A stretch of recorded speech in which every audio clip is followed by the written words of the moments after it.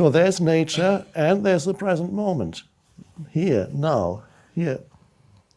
Oh, and I thought there was nothing to be grateful for. I'm breathing.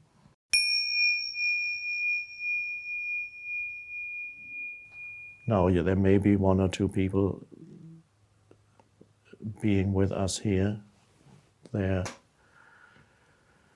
who perhaps are stuck somewhere in a room and can't get out because of physical disability, or they may be in prison and they say, what can I do? What can we do? We can't get out into nature. Well, you need to remember that your body also is nature, so you can start there. Every time you take a breath, that's nature. Nature is breathing. The air that you're breathing is nature. The very fact of breathing is a natural process. It's not choice.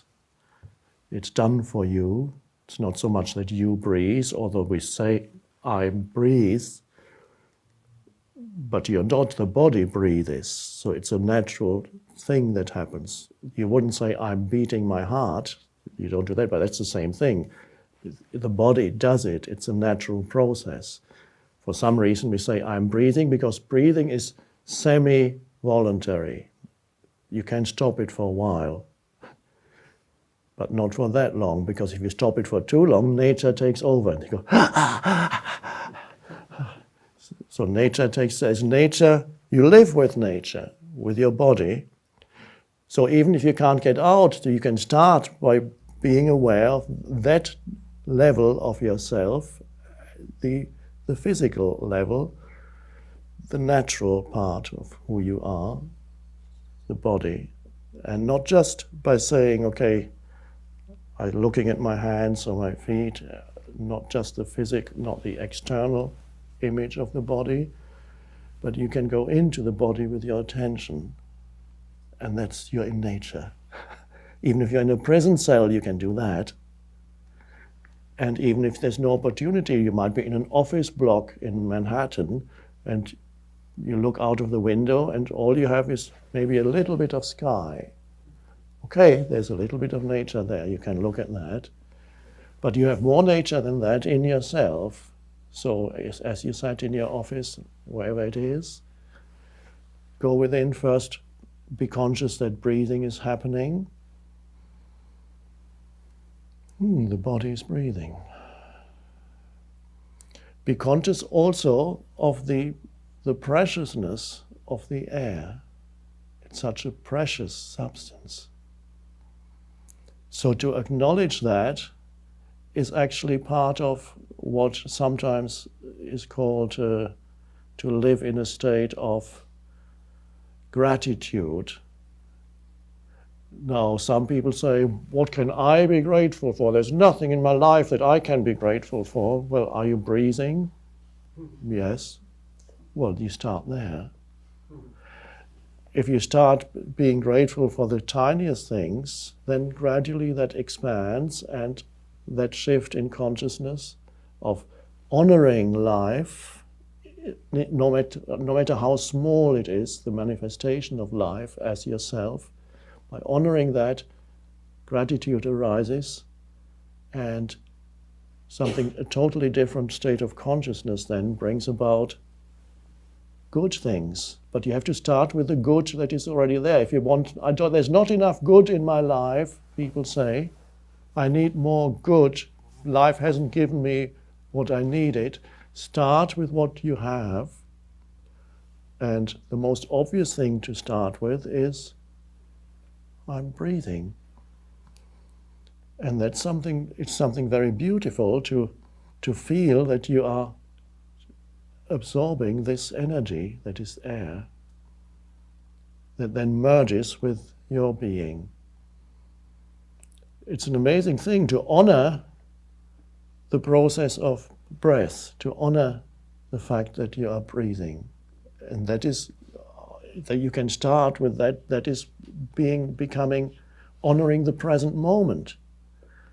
If you're looking for the present moment, which is of course all there ever is, some people read it in The Power of Now and were surprised that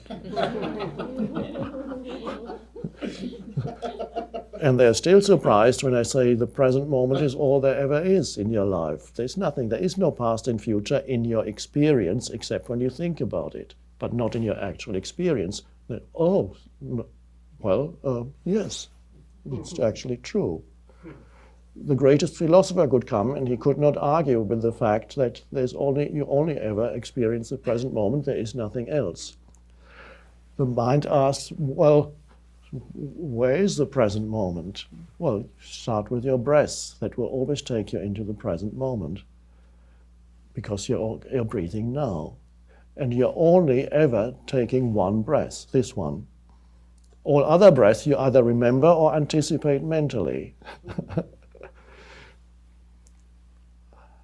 And it's actually said that the Buddha recommended this as a meditation, maybe even before the Buddha, but the Buddha certainly recommended that people should be aware of their breath as a meditation.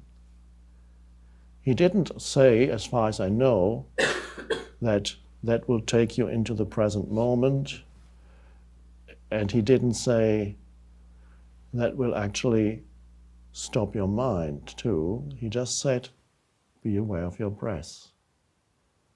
So breath awareness meditation has become a Buddhist meditation that's practiced, but the dangerous thing is with practitioners of meditation is they make it into something to be achieved through it.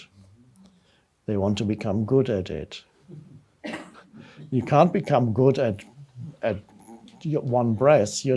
This is just one breath. So there's nature and there's the present moment. Here, now, here.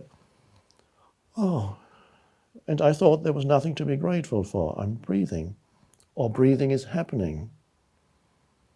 And then as you become aware of that, you're beginning to feel that your body is also alive on the inside. To feel that there's an energy that is pervading the entire body. That's nature, and it's very close. That's the closest, and you can't get to a tree that close as you can to your body or anything else.